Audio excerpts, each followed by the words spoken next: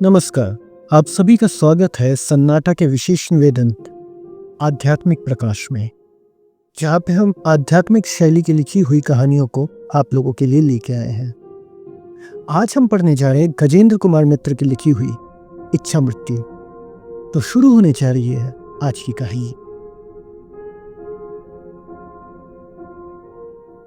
आप में से कई लोग नीलधारा पार कर चंडी पहाड़ पर गए होंगे। मैं हरिद्वार की बात कर रहा हूँ, लेकिन जिस तरह से हम पहली बार गए थे उसकी आप आज कल्पना भी नहीं कर सकते। वो सन 1918 की बात है। मार्च अप्रैल का महीना था। उस समय हरिद्वार में कड़ाके की ठंड पड़ती थी, लेकिन फिर भी हम पसीने से तरबतर हो गए थे। रास्ता इतना दुर्गम था, वास्तव में कोई रास्ता तो था ही नहीं। अगर पांडा के लोग साथ न ले जाते तो किसी भी कीमत पर हम पहाड़ के पास जाकर उस पगडंडी को नहीं ढूंढ पाते। अब बहुत आसान हो गया है। लोग 2 घंटे में वापस आ रहे हैं। मनसा देवी के पहाड़ पर तो गाड़ी चल रही है, ऐसा सुनने में आता है। लेकिन शायद जाने का रास्ता आसान होने के कारण ही मैंने फिर जाने की ज़रूरत महसूस नहीं की। इस बार पता नहीं क्या सूझा, सोचा एक बार उस पार जाकर ही देखूं। खाने पीने के बाद दोपहर में निकल पड़ा। नवंबर का महीना था। धूप भी मीठी लग रही थी। नए नरम जूते थे, कांटे भी ज़्यादा चुभ नहीं रहे थे। बड़े आराम से चलते चलते उस पार चला गया। चंडी पहाड़ पर चढ़ने की इच्छा नहीं थी, और इस समय में मंदिर खुला मिलेगा या नहीं कौन जाने। ऐसे भी उस पार जाकर गंगा के किनारे किनारे यही गंगा की असली धारा है। उद्देश्यहीन होकर टहलना ही है। अचानक एक आश्चर्यजनक और दोपहर के सूरज के सामने ना होने पर भयानक दृश्य के सामने आ गया। यह साधुओं की मृत्यु के बाद जल समाधि दी जाती है। ये मैं जानता था। वैष्णव महंत या कुछ साधुओं की मृत समाधि होती है। बाकी सभी साधुओं के शरीर को पानी में छोड़ दिया जाता है। मछली और कछुए शरीर को खा जाते हैं। हड्डियां पानी में ही रहती हैं। मनुष्य के रूप में मृत होकर भी सन्यासी होते हैं, इसलिए मनुष्य का जो अंतिम संस्कार अग्नि संस्कार होता है वो उनका नहीं होता। रामकृष्ण देव पूरी तरह से सन्यासी थे या नहीं, उनकी मृत्यु के समय उनके भक्तों को शायद इस बारे में निश्चयता नहीं थी। शायद किसी ने उतना सोचा भी नहीं होगा, इसलिए उन्हें दाह संस्कार किया गया था।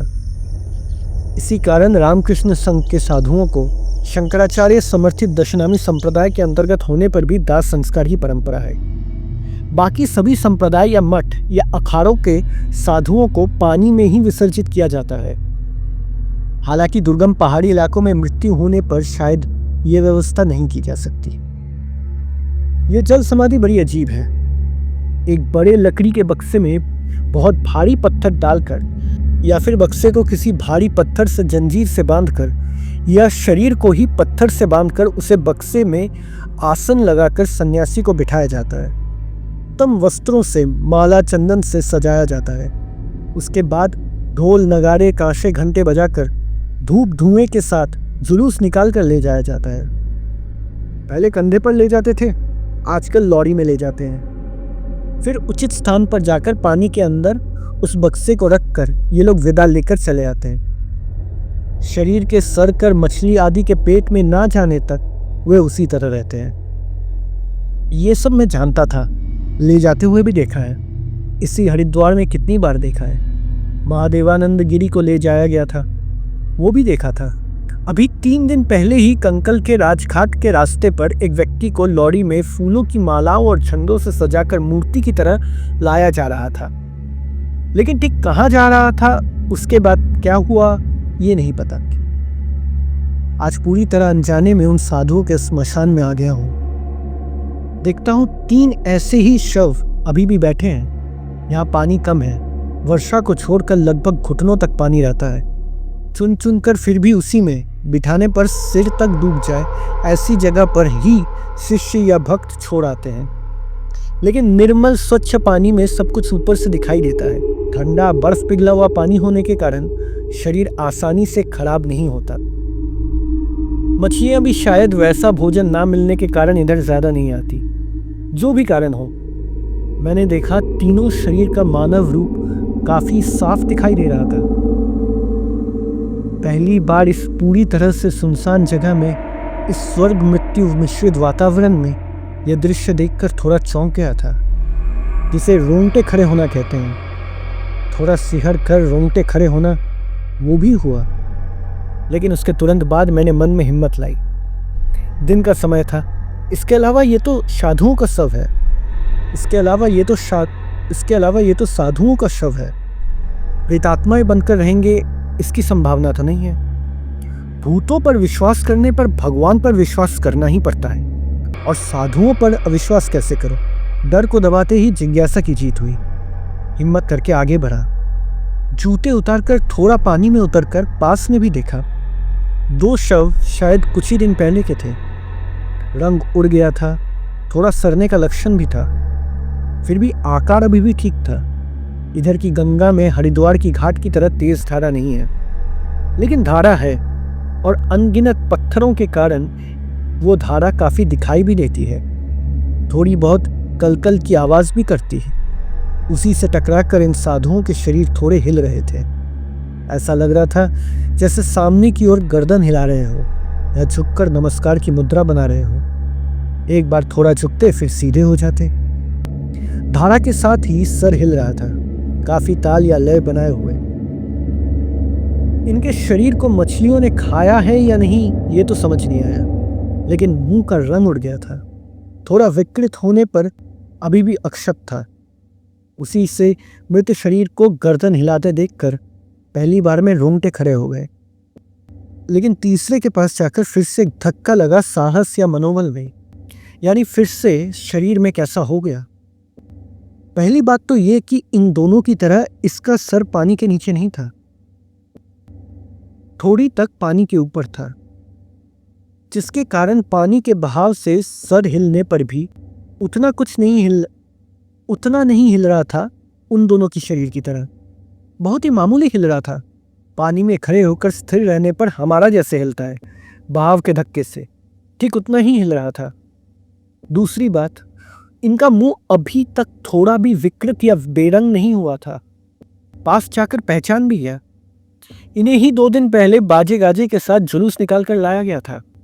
रेशमी वस्त्र, गले में फूलों की माला, जटाधारी सन्यासी नहीं, सिर मुड़ा हुआ था। शायद मृत शरीर का भी सिर मुड़ाकर चंदन तिलक लगाकर भक्तों ने सजा कर भेजा था। बहुत अजीब लगा। 3 दिन हो गए, अभी भी ऐसा अविकृत, जैसे जीवंत हो, जैसे अभी भी जीवित हो। क्या ये आजीवन ब्रह्मचर्य या तपस्या का फल है? इनकी एक और उल्लेखनीय बात देखते देखते नजर पड़ी। शायद इसीलिए पहली बार फिर से इसे देखकर रोंगटे खड़े हो गए थे। इन दोनों शरीरों की आंखें बंद थी, लेकिन इनकी आंखें खुली थी, मानो जीवित मनुष्य की तरह देख रहे हो। आश्चर्य तो ये है, आंखों की चमक अभी तक नष्ट नहीं हुई थी। ये कैसे हो सकता है? मैं उन्हीं को देख रहा था। अचानक मानो लगा कि आंखें मुझे ही देख रही हैं, मेरी तरफ ही देख रही हो। वो मतलब क्या कहूँ, वो शरीर। पल भर में डर से शरीर शिथिल हो गया। छाती के अंदर ठंडी ठंडी सी भावना। देखते देखते माथा और गला पानी से तरबतर हो गया। मैंने इस तरफ से नजर हटाने की कोशिश की। उस पार कंखल था, नया सुंदर मंदिर था, दूर गंगा क्षितिज में विलीन हो रही थी, पीछे चंडी पहाड़ पर घनी छाया हो रही थी। सब मिलाकर देखने लायक तो था ही, लेकिन अव्यवस्थित आंखें उस डर वाली जगह पर ही वापस आना चाहती थी, और आई भी। फिर से उसी तरफ देखा। इस बार लगा सिर्फ आंखें मेरी तरफ देख नहीं रही हैं, वो दृष्टि में थोड़ी उत्सुकता भी झलक रही थी। मजाक नहीं, कैसी स्नेहपूर्ण उत्सुकता। उसी से छाती के अंदर धड़कन शुरू हो गई। अब गौर से देखा, आंखों की पलकें भी मानो गिर रही थी, पलक झपकने की तरह। शायद वो मेरा दृष्टिभ्रम था, शायद मेरे मन का डर ही उस माया को पैदा कर रहा था जिसे इल्यूजन कहते हैं। फिर भी मैं नहीं सह पाया। डर से हल्की सी चीख निकल गई, मानो अपने अनजाने में ही। क्यों डर गए? और उसके बाद इसमें और ज़्यादा डर लगेगा समझकर काफ़ी स्नेहपूर्ण और मधुर स्वर में बोले, साधु क्या भूत होते हैं बाबा? हाँ, भ्रष्ट और ढोंगी साधु भी होते हैं, पेट के लिए जो साधु बनते हैं। तो क्या उनके भक्त इतनी धूमधाम से समाधि देते। और बाबा, छी, तुम तो पढ़े लिखे आदमी हो, तुम भूत से क्यों डर के चीख गए? इस बार मानो उतना अप्राकृतिक नहीं लगा। बहुत मुश्किल से गले में आवाज लगाकर मैंने बोला, आप जीवित हैं? तो फिर आपको ऐसे क्यों छोड़ गए? आप क्या प्रायोपवेशन से प्राण देना चाहते हैं? प्रायोपवेशन से प्राण देता तो ऐसे क्यों रहता बाबा? यहाँ क्यों आता? वो तो घर बैठे ही हो सकता था। और वे लोग भी मुर्दे की तरह क्यों लाते? तो इसका मतलब आप अभी भी जीवित हैं? ऊपर वाले की इच्छा है बाबा। इनकी इच्छा के बिना तो कुछ नहीं हो सकता। ऐसा होता भी है, सुना है। गृहस्थ आश्रम में भी किसी किसी का हुआ है। चिता की आग लगने पर दिल फिर से काम करने लगा है। ये क्या रोज रोज होता है? लाखों में एक होता होगा शायद। तो मेरे इस शरीर को लेकर उनकी शायद ये लीला करने की इच्छा हुई थी। एक समय बोध शक्ति वापस आते देखकर समझा मुझे मृत मानकर मेरे बच्चों ने इस तरह समाधि दे दी है। तो आप अब तक पूरा भरोसा लौट आया था। मैंने कहा, आप उठ के चले क्यों नहीं गए? चीख कर लोगों को बुलाते तो वो आकर उठा भी लेते। चीख कर लोगों को बुलाता तो वो भूत मानकर भाग जाते, जैसे तुम सोच रहे थे। वैसे भी लोग यहाँ कहाँ, गलती से तुम आ गए इसीलिए। पहाड़ पर चढ़ने का रास्ता तो ये नहीं है। इधर कम लोग आते हैं, इसलिए यहाँ महात्माओं को समाधि दी जाती है। तो आप उठ नहीं पाए? उठ पाता क्यों नहीं? हाथ तो खुले ही है। क्या होगा इतनी झंझट करके? ऐसे ही तो ठीक हूँ। वो इतनी देर में सब कुछ व्यवस्थित कर चुके होंगे। एक नया महंत भी चुना जा चुका होगा। वो अपनी तरफ से सब व्यवस्था कर रहे होंगे। बीच में फिर से अगर मैं गया तो सबका मुंह लटक जाएगा। कितने दिन और जीऊंगा बीच में उन्हें परेशान करना? अगर 3 दिन बाद फिर लाना पड़े, मन ही मन गाली देंगे मुझको। इससे अच्छा यही है, जब उन्हें लेना होगा ले लेंगे। और सच कहता हूँ, इतने एकांत में ऐसे उन्हें पुकारने का तो फुर्सत ही नहीं मिलता। संन्यास जीवन में भी कितने काम होते हैं संग के। तुम समझ ही सकते हो, मनुष्य के जीवन यापन की कठिनाइयां भी क्या कम है। इनके चिंतन में जो ये 2 दिन बीते, ये भी तो परम लाभ है। तो भी ऐसे ही पड़े रहेंगे बिना खाए? आपको तो न्यूमोनिया हो जाएगा। हो जाने दो, एक बहाना तो चाहिए फिर से। और खाना नहीं बाबा, खाने के लिए अब वापस नहीं जाना चाहता। सब छोड़कर चला आया हूँ, पृथ्वी से विदा लेकर। फिर क्यों अब उन सब में जाऊं? इतनी देर बाद एक बात ध्यान आई। आप कहाँ के रहने वाले हो? अभी तक समझ नहीं पाए। वैसे मैं बचपन से ही पंजाबी गुरु के पास पला बड़ा हूँ।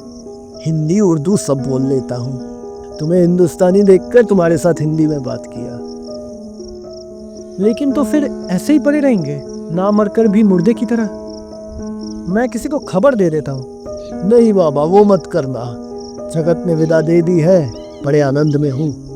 मेरा जैसा भाग्य किसका होता है, जीवित रहकर भी जीवित रहने के बोझ से मुक्ति पाना। बेकार में मेरी शांति भंग मत करो, किसी भी तरह वापस ले जा नहीं पाओगे। बीच में व्यर्थ ही व्यस्त हो गए। तुम्हारा कल्याण हो, तुम वापस जाओ। शाम हो रही है, इसके बाद रास्ता नहीं ढूंढ पाओगे। अंततः वापस लौटना पड़ा। सचमुच में ज्यादा देर नहीं हुई थी, लेकिन लौटा। उपन्यास की भाषा में बोझिल मन से ही। मन में एक बेचैनी, एक अपराध बोध चुभने लगा। आखिर रात में बहुत देर तक रह न सका। जिस आश्रम में मैं ठहरा था, वहाँ एक डॉक्टर आदिनाथ बाबू को ये बात बताया। उन्होंने तो पहले विश्वास ही नहीं किया, सोचा मैं मजाक कर रहा हूँ।